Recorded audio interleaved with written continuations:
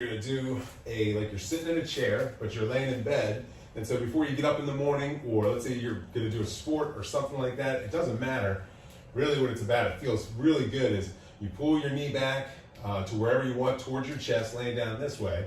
And then from there, you just push into the bands as far as you can. And then you just hold it. And you wanna hold this for like 30 seconds at a 90 degree, and you'll be able to feel all the different things activating. So for me, I feel it in my glutes right here.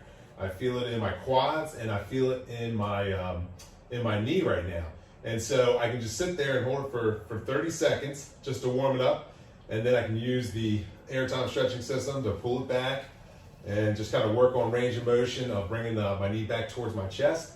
And then I'll do it again where I'll pull and I'll push back into the band and just hold it there for 30 seconds again.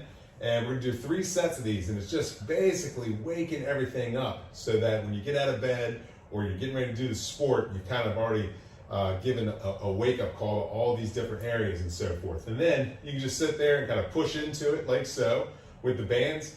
You can also take a few of the bands out if you need to make it easier.